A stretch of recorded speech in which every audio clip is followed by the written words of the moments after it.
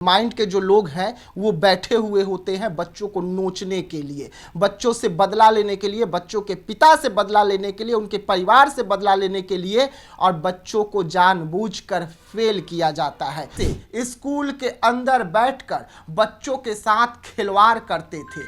किस तरीके से स्कूल के अंदर बैठकर बच्चों के पेपरों के साथ खिलवाड़ करते थे और बच्चों को पास फेल करने का जो गंदा खेल हो रहा था स्कूल में, उस पर से पर्दा हटाएंगे और कॉल रिकॉर्डिंग भी सुनाएंगे जो गोविंद बियानी के दाहिने हाथ। अपने घर में इन्होंने कॉपियां मंगवा ली और वहां अलग अलग टीचरों को बुला के कॉपियों को सैंपलिंग कराया गया। तो आपको पता नहीं था ये? हमको कुछ नहीं पता सर जी। किसी में नंबर ज़्यादा दिए गए, किसी में नंबर कम दिए गए और वहाँ पे एक खेल रचा गया। जिनको इनको पास करना था उन्हें वो पास कर दिए, जिनको उनको फेल करना था उनको फेल कर दिया गया। डबल पेन में जो बंटी किया है उसका हैंडराइटिंग एकदम मैच कर रहा है, डिजिट सब मैच कर रहा है। तो ये देखिए, उससे एक फॉल्स चिट्ठी लिखवाई गई। पेन वाला का क्यों नहीं दिए, कम वाला क्यों दिए, ग्रीन वाला क्यों नहीं दिए? अरे ये और चक्कर है क्या?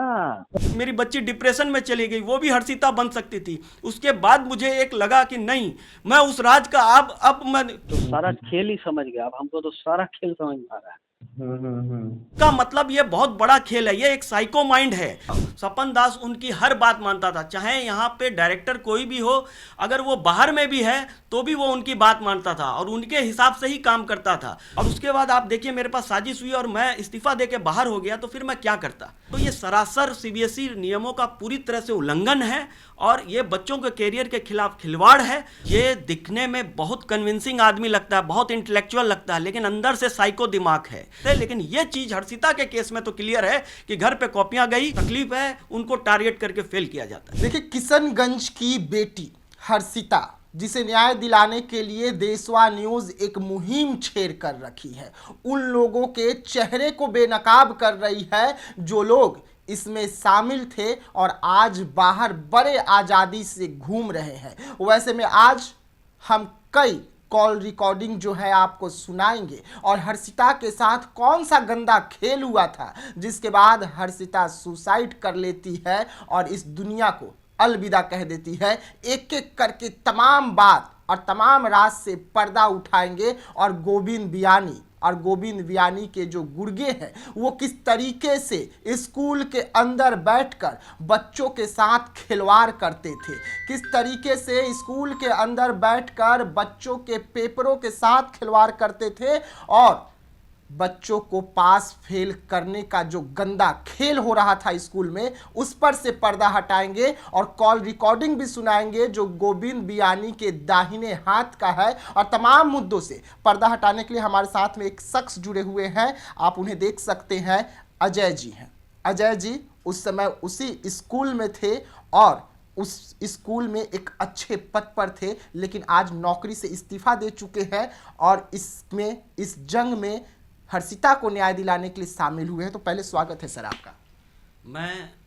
ये 6 साल पुरानी घटना है हर्षिता की, और 6 साल पहले जब ये हर्षिता कांड हुआ था, तो जब ये कॉपी का जो विवाद हुआ था उस समय मैं सिलीगुड़ी में था और गोविंद बियानी जी ने ये कॉपियाँ सपन दास के थ्रू अपने घर पे मंगा ली थी। एग्ज़ाम रिजल्ट पब्लिश होने से पहले, कंपार्ट एग्ज़ाम का रिजल्ट से पहले अपने घर में इन्होंने कॉपियाँ मंगवा ली और वहाँ अलग अलग टीचरों को बुला के कॉपियों को सैंपलिंग कराया गया।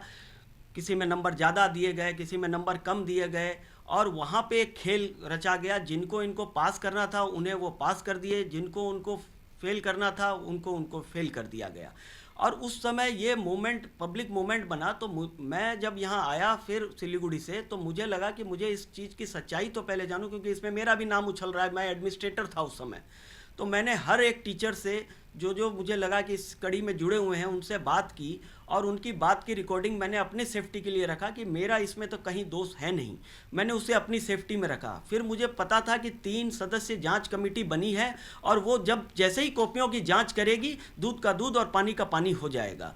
लेकिन कॉपियों की जाँच हुई नहीं और इसी दौरान सारे बच्चों को, उसके बाद तुरंत उनका इस्तीफा के बाद गौरी शंकर जी अग्रवाल आ गए और उन्होंने एकाएक डिसीजन लिया कि सभी बच्चों को पास कर दिया जाए। मैंने कहा ठीक है, ये तो अच्छी बात है कि सभी बच्चों को पास कर दिया जाए, लेकिन मैं चाहता हूं कि कंपार्ट की कॉपी एक बार मैं देखना चाहता हूं, ताकि मेरे पास जो रिकॉर्डिंग थी वो सत्य है या नहीं, वो जब तक मैं कंपार्ट की कॉपी नहीं देख लूँगा अपनी आंखों से, मैं उसको वेरीफाई नहीं कर सकता। तो कंपार्ट की कॉपी जब मैंने देखने के लिए गौरी शंकर अग्रवाल जी को कहा तो उन्होंने सख्ती से मुझे मना कर दिया। फिर उन्होंने मेरे खिलाफ साजितन एक साजिश रची और एक लड़के से जो वहाँ फेल हो गया था, ये देखिए, उससे एक फॉल्स चिट्ठी लिखवाई गई और इस चिट्ठी के बेस पे उन्होंने मुझसे बिना पूछे बिना मेरे ऊपर इंक्वायरी सेटअप करा दी। मैंने कहा ठीक है, मैं इंक्वायरी भी कराऊंगा, और एग्ज़ाम कंट्रोलर और प्रिंसिपल ने मेरी इस लेटर की अवेज में इंक्वायरी सेटअप की, और इंक्वायरी में मुझे क्लीन चिट दी गई कि नहीं, ये लड़का झूठ बोल रहा है, आप तो सुबह आए थे और घूम के चले गए थे, ऐसा कोई आपने इसकी कॉपी नहीं छीनी, न ये उस कारण से फेल हुआ। फिर मैंने कहा इस लड़के को जो मैनेजमेंट के लिए इतना इस तरह से गलत तरीके से लिखा है, आप इस पे एक्शन लीजिए और इसे सस्पेंड किया जाए। लेकिन उन्होंने कहा कि न तो मैं इसको सस्पेंड करूंगा और न ही तुम्हें कंपार्ट की कॉपी देखने दूंगा, और ये ह्यूमिलिएशन के कारण मैंने उस वक्त इस्तीफ़ा दे दिया। और इस्तीफ़ा देने के बाद फिर मैं घर में बैठ गया, और उसके बाद मुझे नहीं मालूम क्या हुआ नहीं हुआ, आगे जांच हुई नहीं हुई, उसके बाद मुझे इस केस के बारे में कुछ मालूम नहीं चला। लेकिन उसके बाद जब मेरी बच्ची के साथ भी गोविंद बिहानी ने वही खेल खेला गौरी शंकर अग्रवाल जी के साथ मिलके, और मेरी बच्ची को टीसी नहीं दिया, तब मेरी बच्ची डिप्रेशन में चली गई। वो भी हर्षिता बन सकती थी। उसके बाद मुझे एक लगा कि नहीं, मैं उस राज का अब मैं उस राज को खोलूंगा। इन लोगों ने उस समय नहीं खोला। फिर मेरे अंदर एक हिम्मत आई और मैंने कहा कि अब हमें इसकी सच्चाई जानना है, इन लोगों का बहुत गंदा काम चल रहा है। फिर उस रिकॉर्डिंग में मैंने देखा कि प्रिंसिपल चंचलगिरी के भी बच्चों के साथ उन्होंने बहुत बुरा किया था। इसका मतलब ये बहुत बड़ा खेल है, ये एक साइको माइंड है।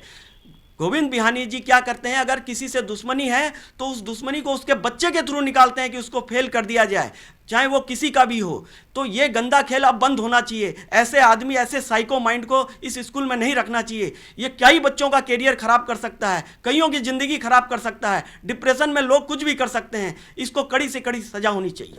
लेकिन अजय जी, सवाल उठ रहा है, सज़ा अपनी जगह है। आप जो कॉल रिकॉर्डिंग लेकर आए हैं, वो कॉल रिकॉर्डिंग में वो कौन कौन से शख्स हैं जिनके बीच बातचीत हो रही है? क्योंकि एक तो आप खुद हैं, दूसरा शख्स गोविंद बिरानी के दाहिने हाथ बताए जा रहे हैं जो एग्जाम कंट्रोलर है, सपन दास। उनका इसमें क्या कुछ योगदान रहा था? सपन दास और इनका एक तरह से ये दोनों बहुत ही मतलब खास था। सपन दास उनकी हर बात मानता था, चाहे यहाँ पे डायरेक्टर कोई भी हो, अगर वो बाहर में भी है तो भी वो उनकी बात मानता था और उनके हिसाब से ही काम करता था। तो सोचिए कितने सालों से उन्होंने उसके इशारे पे कितनों को पास किया होगा, कितनों को फेल किया होगा, ये कोई नहीं जानता है। लेकिन उन दोनों की मिली भगत सामने है। घर पे कॉपियाँ जाती है, इससे पहले भी गई होगी, और भी बहुत सारे लोगों को फेल किया होगा। इससे तो ये क्लियर होता है। चलिए, तो हम आपको पहले वो कॉल रिकॉर्डिंग सुनाते हैं जिसमें बड़े खुलासे हो रहे हैं। यानी पहली कॉल रिकॉर्डिंग है, ऐसे और भी कॉल रिकॉर्डिंग हम आपको एक एक करके सुनाएंगे, और किशनगंज में उस वक्त क्या कुछ हो रहा था स्कूल के अंदर, और किस तरीके से इस बात को दबाने के लिए तमाम स्कूल के प्रिंसिपल से लेके स्कूल के जो बड़े नेता हैं, जो उद्योगपति गोविंद बियानी है, वो किस तरीके से एक्टिव हो गए थे कि हर्षिता को किसी भी कीमत पर न्याय ना मिले, इसको लेकर पूरी तैयारी कर ली गई थी। पहले आप उस कॉल रिकॉर्डिंग को सुने। नहीं, 39 और 9 का अंतर बोलते, इतना ज्यादा अंतर क्यों हो रहा है? 2 4 5 नंबर का 10 नंबर का अंतर हो तो ठीक है, इतना ज्यादा अंतर? यही एक तो बन रहा है इशू। यही एक इशू बन रहा है ना। हाँ, कितना अंतर क्यों है? 10 नंबर तक मानते हैं, 5 नंबर 6 नंबर। हाँ, बात तो सही बोले आप। डबल कुछ में है। पेंसिल है, पेंसिल से है। नहीं, डबल पेन भी है, हम सुने। वो क्या किया ना कि जब डिफरेंस ज्यादा हुआ ना, हाँ, तो फिर शायद बंटी को बोला गया कि तुम ठीक से देखो कि इतना ज्यादा डिफरेंस क्यों हो रहा है। तो वो फिर क्या किया, दोनों का बीच का रास्ता निकाल के ग्रीनिंग से वो कर दिया, लिख दिया। अच्छा, तो ऐसा कितना कॉपी होगा? लगभग सब कॉपी में है। इसका क्या जवाब देंगे हम लोग? वही ना बात है, इसलिए हम क्या कर रहे हैं ना कि अकाउंट्स वाला कॉपी जो कंपार्ट का है उसके बारे में चर्चा कर ही नहीं रहे हम। अभी हमको ये सब जो पता चला, हमको ये सब मालूम ही नहीं। बताइए, डबल पेन बाद में पता चला, बंटी से बात किए तब। वो आपको पता नहीं था ये? हमको कुछ नहीं पता सर जी। हम सिलीगुड़ी थे 5 दिन। तब उस बीच में ये काम हुआ है। उस बीच में बंटी डबल चेक किया है, वो चेक किया है, विकास मंत्री पेंसिल से चेक किया है, ये सब उस समय हुआ। और क्या पासिंग क्राइटेरिया है हमको ये भी नहीं मालूम है, कंपार्टमेंट क्या पासिंग क्राइटेरिया से आप लोग डिसाइड किए हैं वो भी हमको नहीं मालूम है। नहीं, कहने का मतलब है ये जो डबल कॉपी वाला जो चेकिंग हुआ, ये कहाँ पे हुआ? डबल पेन वाला चेकिंग ये तो सर क्यों हुआ ना, सर क्यों हुआ? क्या सर पेंसिल वाला का यूज किया गया है। पेंसिल वाला का भी मार्क्स यूज किया गया है? नहीं, का भी नहीं, पेंसिल वाला ही यूज किया गया है। मतलब जो एक्चुअल रिजल्ट में एक्चुअल जो मार्क्स मिला है उसको यूज नहीं किया गया, पेंसिल वाला का यूज किया गया है, जो रिड्यूस किया गया है। ये जो लड़की का साथ जो है इसको 35 के आसपास नंबर मिलता है, लेकिन पेंसिल से उसको 25 के आसपास मिल रहा है। अच्छा, ये और उस कारण से वो फेल हो गई है? नहीं, फेल नहीं हुआ। हम लोग जो ग्रेस क्राइटेरिया दिए उसमें वो 25 और 2 नंबर जोड़ दिए, 27 बन गया, वो पास हो गया। ठीक है। लेकिन हम लोग लिए तो है लो कम वाला को ना, ज्यादा वाला को तो नहीं जोड़े उसमें। ये कम वाले को? कम वाला को जोड़े हैं, तो कम वाला है पेंसिल से, तो पेंसिल वाला को क्यों हम लोग जोड़े, ये भी बात है। हम लोग को पेन वाला जोड़ना चाहिए था। तो ये थोड़ा सा जटिल बन रहा है यहाँ पर। और शुरू से ही हम ये अवॉइड कर रहे हैं। वो मांगा गया था चारों कॉपी, डबल पेन में जो बंटी किया है उसका हैंड राइटिंग एकदम मैच कर रहा है, डिजिट सब मैच कर रहा है। तो हाँ, वो तो बंटी खुद ही बोल रहा है कि हम सर के घर में बैठे, पहले हम ज़्यादा मार्क्स कर दिए, फिर सर पेंसिल में कम मार्क हुआ वो मंत्री का, फिर इसको बोला कि तुम बीच का मतलब तरीका से करो मार्किंग, तुम्हारा मार्किंग बहुत ज़्यादा जा रहा है, तभी अपना ढंग से फिर वापस किया। और 3 तरह का उसमें चीज हो गया। अब ये बात उठता है कि ये किसके कहने पे ये सब हुआ, क्यों हुआ, ये फिर बात उठेगा ना। इसमें तो सर का ही नाम लेना होगा आपको, क्योंकि ये तो हम तो इतना तीन लेवल तक तो हमको कराने का राइट नहीं है। हमको किस अब बात की उठता है, इसलिए ना बोल रहे हैं कि बार बार प्रिंसिपल हमको यही बोल रहा है, उकसा रहा है। प्रिंसिपल को मालूम है क्या तीन पेन वाला मामला मालूम है क्या? ना, उसको नहीं मालूम है। हाँ, मालूम हो जाएगा उकसा रहा है कि अरे जो भी है सच बोलिए ना, क्यों डर रहे हैं, अरे जो भी है सच बोलिए, फंस जाइएगा। हाँ, हमको उकसा रहा है, मतलब चाह रहा है कि हम नाम दें। आप अभी स्थिर दिमाग से सोचिए, तो इसका जवाब फिर भी आपको तो देना तो होगा। तो कहने का मतलब है तो आप यही ना बोलिएगा कि स्कूल में ही वो दोबारा चेक किया। नहीं तो क्यों किया, किसके कहने पे किया? आप लोग कितना बार चेक कराते हैं? कोई तो इंस्ट्रक्शन देता है, क्योंकि प्रिंसिपल सीधा डिनाई कर गया कि हमको इससे कोई मतलब नहीं है। वो तो बेचारा, वो तो देखिए वो तो सही बात है, वो तो कहीं है ही नहीं है। तो इसमें अगर हम लोग ऐसे, अगर आप जैसे ये तो बाद में आपको हर हाल में बोलना ही पड़ेगा कि भाई ये तो सर के कहने पे ही हुआ। तब वही ना। हाँ, लेकिन यहाँ एक चीज और भी है ना। हाँ। कि आप फिर जो पेंसिल वाला का मार्क्स क्यों आप दिए, पेन वाला का क्यों नहीं दिए, कम वाला क्यों दिए, या ग्रीन वाला क्यों नहीं दिए? अरे वाह, ये और चक्कर है क्या? ग्रीन वाला नंबर क्यों नहीं तो दिए? ये माथा घसक गया था क्या इसका? वही ना बात है। स्वपन दा, इतना बुद्धि तो किसी में भी होगा। अरे मेरा कहने का मतलब है हम रीचेक कराए तो फिर एक को किसी को मानिए ना आप। वही ना। अरे ये क्या, ये तो आप जब नंबर चढ़ा रहे थे तो ये बात क्यों नहीं ऑब्जेक्शन किया? थोड़ा तो उनको बोलते कि अभी भी सुधार कीजिए। ऐसे थोड़ी होता है, या तो ये पेंसिल को मानिए या ग्रीन को मानिए या रेड को मानिए। अब देखिए, ये सब चीज तो मेरे सामने में हुआ नहीं है। असल में क्या हुआ था ना, एनुअल में तो रिजल्ट के बाद में सैंपलिंग हुआ है। कंपार्ट में क्या हो गया, पहले सैंपलिंग हो गया तब रिजल्ट हुआ है ना। इसमें रिजल्ट के बाद अगर सैंपलिंग होता तो क्या होता है कि जो रेड पेन वाला वही चला जाता। यहाँ क्या हुआ, हम लोग कॉपी चेक करवाए, रिजल्ट पब्लिशिंग से पहले सर मंगा के फिर पेंसिल से करवा दिए, फिर ग्रीनिंग से हो गया, उसमें जो पेंसिल वाला है उसी को दिया गया। तो रिजल्ट पब्लिश होने से पहले ये सैंपलिंग हुआ, अब जो कि 3 तरह का हो गया। अब इसको क्या ये तो बहुत ब्लंडर कर दिए ना। इसमें आप आपसे पूछेगा कि आप किससे पूछ के ये 3 बार मार्किंग कराए, तो सबसे पहले आप पे ऊपर तलवार आ जाएगा। और जैसे ही आप नाम लेंगे कि भाई सर बोले, तो सर पे तलवार आ जाएगा। वही कि क्यों करवाए, उनको पूछा जाएगा क्यों करवाए, तो आंसर तो उन्हीं को देना होगा।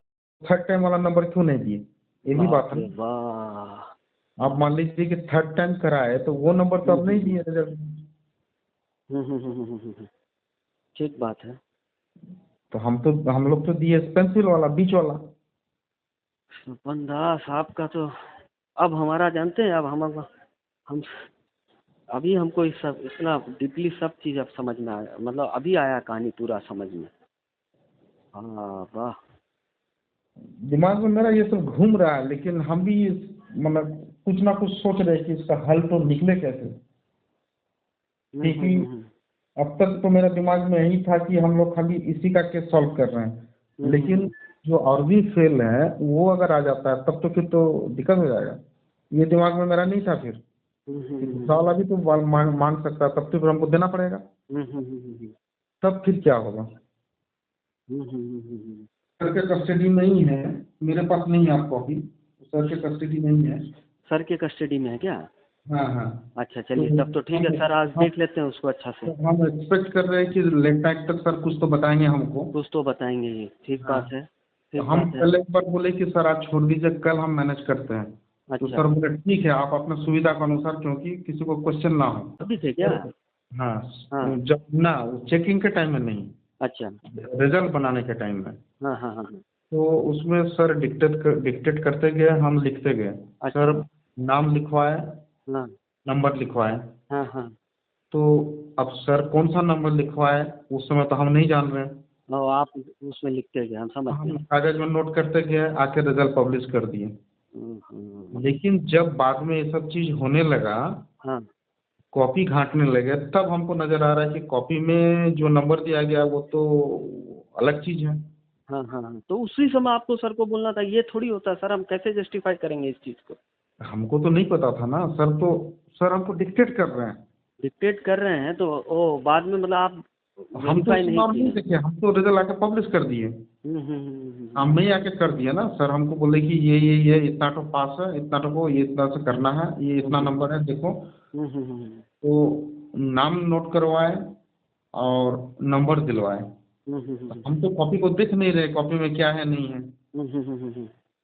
तो इसके बाद फिर जब हम कागज में नोट कर लिए तो फिर उसमें तय किया गया कि कितना नंबर से हम लोगों को पास कराना है, बाकी छोड़ देना है। यहाँ पे फंस जाते हैं ना कि प्रिंसिपल सीधे ही बोल रहा है कि हम तो कुछ नहीं जानते, वो कंट्रोलर जानता है और उनको कहाँ से इंस्ट्रक्शन मिलता है वो उसका बात है, हम लोग नहीं जानते। तो अरे हम समझ गए आपका बात, हम तो सारा खेल ही समझ गए, अब हमको तो सारा खेल समझ में आ रहा है। इसमें सबसे बड़ा गलती 2 पेन, फिर उससे भी बड़ा गलती नंबरिंग का, किसी का ले लिया, किसी में किसी, मतलब ये तो एक इतना इंटेलेक्चुअल आदमी जिसको हम कहते हैं, वो इतना कैसे ऐसा ब्लंडर गलती कर दिया। जी हाँ, तो सुना आपने कॉल रिकॉर्डिंग अपने आप में सब कुछ बयां कर रहा है। अब 7 सालों के बाद ये कॉल रिकॉर्डिंग वायरल हो रहा है। एक उम्मीद जाग रहा है कि हर्षिता को अब न्याय मिलेगा और डीएम साहब ने भी, किशनगंज के जो डीएम है विशाल राज, उन्होंने भी इसको लेकर बड़ा आश्वासन दिया है और इस मामले के एक बार फिर से जांच जो है उसकी शुरुआत होने जा रही है। कुछ और सवाल रहेंगे। आपको नहीं लगता कि आपने बड़ी देर की आते आते, जिसको लेकर आप पर भी सवाल उठेंगे? बिल्कुल उठेंगे, लेकिन मैंने उस समय, अगर मैं कॉपी जब तक नहीं देख लूँ, मैं किसी की बात को कैसे साबित कर सकता हूँ कि क्या कौन सही बोल रहा है, कौन गलत बोल रहा है। मुझे अगर उस समय गौरी बाबू कॉपी दिखा देते तो ये बात मैं सामने ले आता, लेकिन कॉपी चूंकि मुझे दिखाई नहीं गई, इसलिए मैं इस रिकॉर्डिंग पे बेस पे अब कौन क्या बात बोल रहा है, कौन उसमें थोड़ा सा, मुझे जब तक कॉपी नहीं देख लूँ मैं उसको जस्टिफाइड नहीं कर सकता था। और उसके बाद आप देखिए मेरे पास साजिश हुई और मैं इस्तीफा दे के बाहर हो गया, तो फिर मैं क्या करता।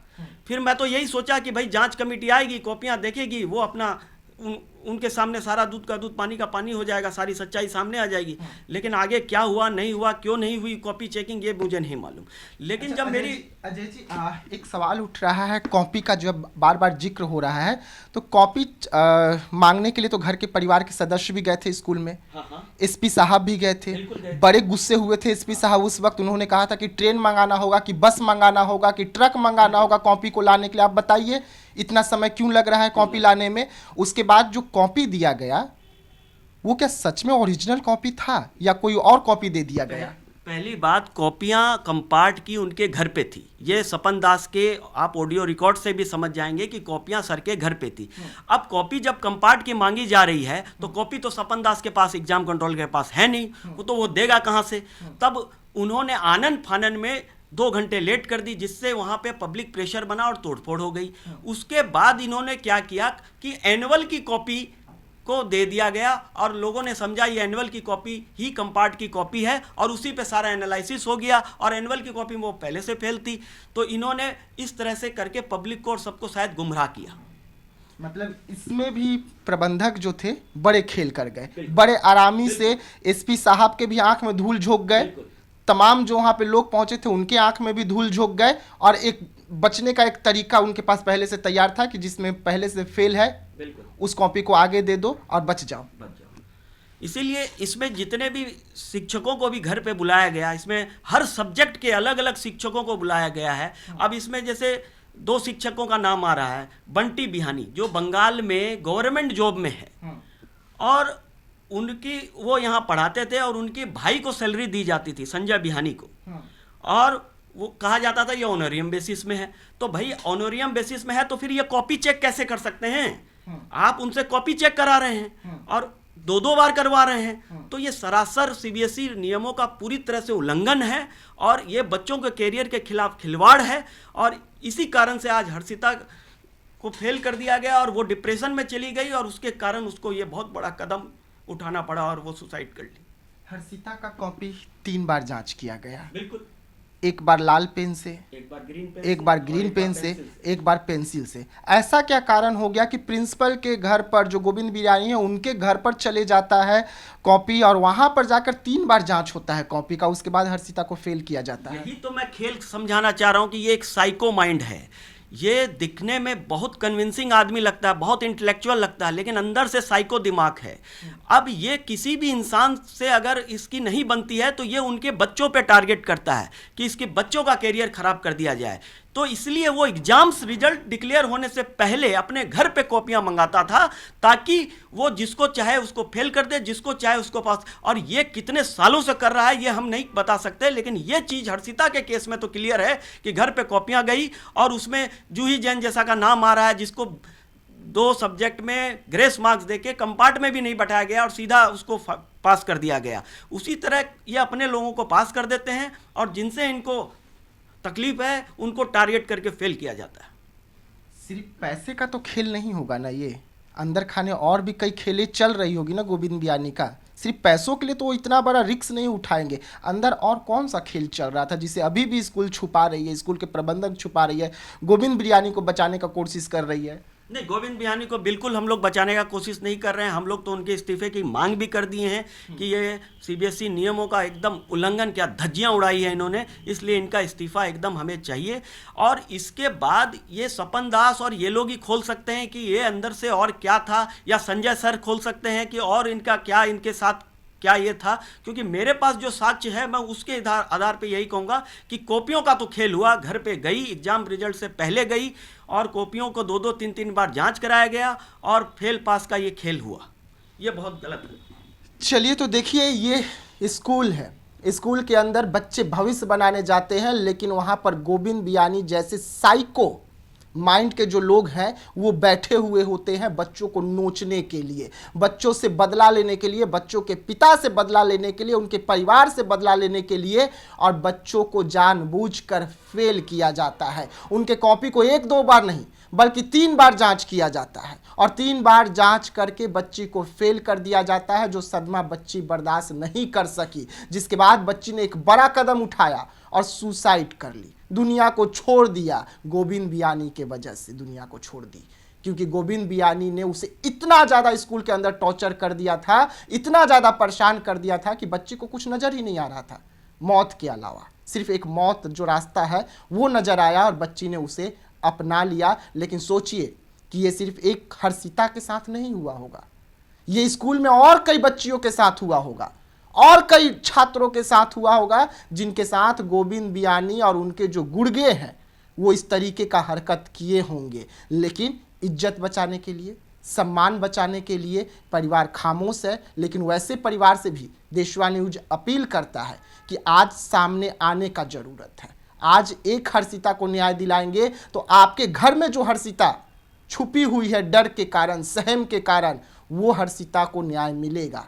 जो हर्षिता अभी भी घुट घुट कर जी रही है गोविंद बियानी जैसे लोगों की वजह से, वो हर्षिता को न्याय मिलेगा। तो आप भी बाहर आइए। आपके पास भी अगर कोई सबूत है गोविंद बियानी के खिलाफ, आपके पास भी कोई खबर है गोविंद बियानी के खिलाफ, तो देशवा न्यूज के दिए गए नंबर पर फोन कीजिए। हम दूसरा बड़ा खुलासा बहुत जल्द करेंगे। आप बने रहिएगा देशवा न्यूज के साथ।